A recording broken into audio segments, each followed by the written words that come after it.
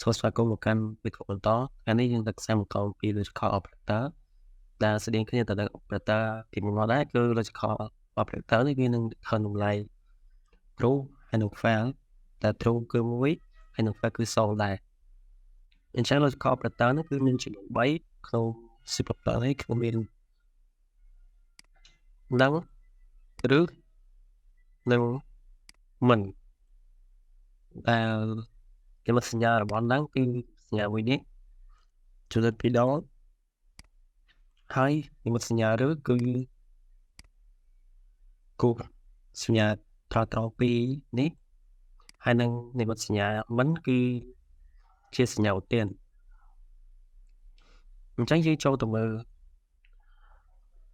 operator នឹងមុនដំបូងគេអញ្ចឹងកន្លែងនេះគេថា operator នឹងគឺវា return តម្លៃពិតនៅពេលដែល statement ទាំងសងខាងនោះគឺ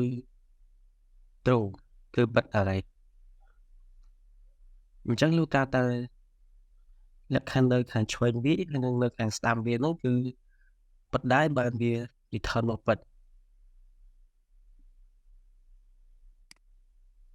ហើយចំពោះ operator ឬ limit គឺវា return ពិតលុះត្រាតែ statement មួយខាងណាគឺពិតមួយខាងឆ្វេងក្បាលពិតខាងស្ដាំក្បាលវានឹង return មកពិតនឹងសងខាងឬខាងណាក៏បានឲ្យតែពិតចំណែកឯ operator មិននេះគឺវានឹង reverse គេសាលបើសិនជាវាពិត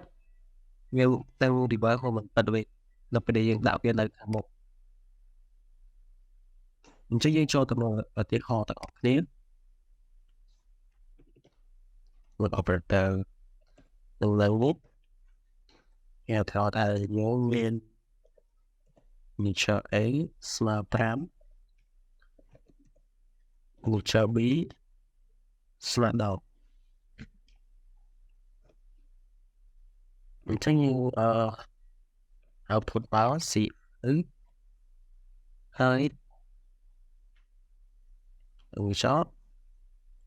តាម short ទៀត integer a ធំជាង4នឹង a b ធំជាង5អញ្ចឹងយើងឃើញថា a យើងតម្លៃ5 b យើងមានតម្លៃ10អញ្ចឹងនៅក្នុងលក្ខខណ្ឌដំបូងនេះវាសិនជា a ធំជាង4 a យើង5 a ធំជាង4វាពិតមែនអញ្ចឹងធ្វើឲ្យមួយកំណត់នេះវានឹង return ពិតមកហើយមួយកំណត់នេះបើយើងគឺ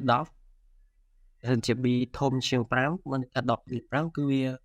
ពិតមែនអញ្ចឹងលក្ខខណ្ឌតែសងខាងនោះគឺពិតអញ្ចឹងបើសិនជាលក្ខខណ្ឌតែសងខាងនោះពិតវានឹង return តម្លៃពិតមកវិញ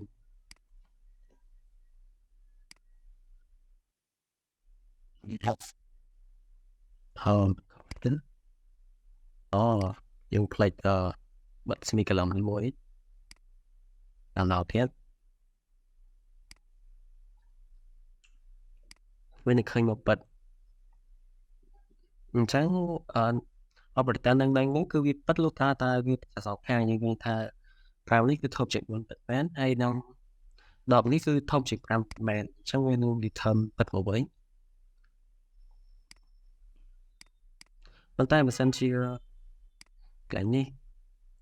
ជា7វិញ5ទៅជា7ដែរអញ្ចឹងធ្វើឲ្យលក្ខខណ្ឌនោះពិតលក្ខខណ្ឌនោះមិនពិតហើយលក្ខខណ្ឌ b នេះគឺនៅប៉ុណ្ណេះអញ្ចឹងវានឹង return ប៉ុណ្ណឹងវិញដោយសារតែវាពិតតែម្ខាងទេវានឹង return 0មកវិញ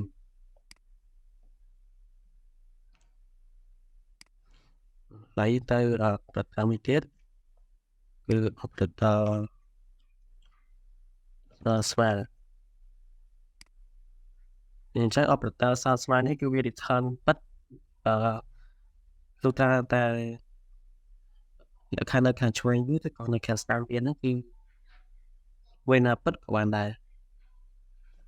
mìnhចាំបាច់បិទទាំងពីរដូចដឹងទេCI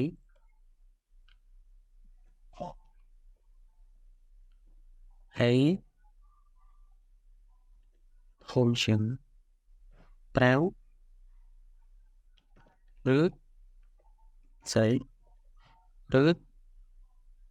b function 5អញ្ចឹងយើងឃើញថា a 5នេះគឺមិនបិទទេដោយសារតែ a យើងមានតម្លៃស្រាប់5ដែរប៉ុន្តែ b ធំជាង5នេះគឺបិទដោយសារតែ b យើងមានតម្លៃ10ហើយនឹង b យើងមាន b មានតម្លៃ10ហើយវាធំជាង5 5ម៉ែត្រអញ្ចឹងវាធ្វើឲ្យបិទខាងនេះហើយនឹងខាងនេះមិនបិទអញ្ចឹងលោកតាអញ្ចឹងទោះបីជាវាមិនបិទមកខាងក៏ដោយក៏វានៅreturn បិទមកវិញដែរគឺឆ្វេងមួយបានន័យថាបិទ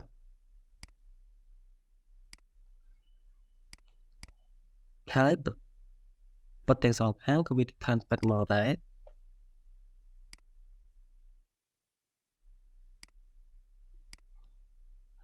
ទោះថាតើវាមិនបិទទាំងសងខាង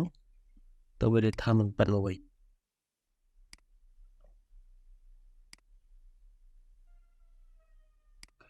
នឹង return មិនបិទមកវិញ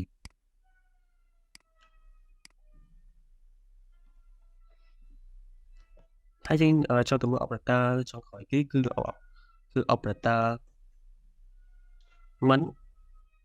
ដែលគេសរសេរជាសញ្ញាទានបែបនេះអញ្ចឹង operator មិនគឺវានឹង reverse result បើសិនជាលក្ខខណ្ឌនោះគឺបិទអញ្ចឹងវានឹងដូរលក្ខខណ្ឌហ្នឹងជាមិនបិទវិញហើយបើសិនជាវា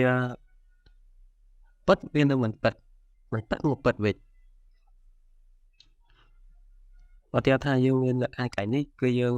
CR វិញគឺយើងឃើញថាលក្ខខណ្ឌហ្នឹងគឺមិនបិទទេតែនៅពេលដែលយើងដាក់សញ្ញាទាននេះខាងពីខាងក្រៅវិញទៅវានឹងរបស់ result មកវិញ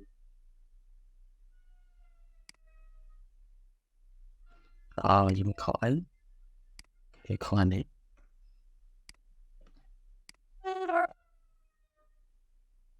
វានឹង return មកបិទវិញហើយនៅពេលដែលវាបិទវានឹង return មកបិទហើយយើងចូលលក្ខខណ្ឌនេះគឺបិទលក្ខខណ្ឌនេះគឺបិទទៅសោខាងបន្តិចយើងដាក់សញ្ញាទានទៅវាចេញនឹងមិនបិទវិញ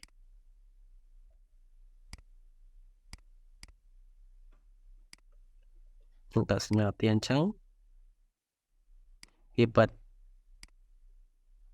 ពេលយើងដាក់សញ្ញាទាននេះចូលវិញវាមិនបិទវិញ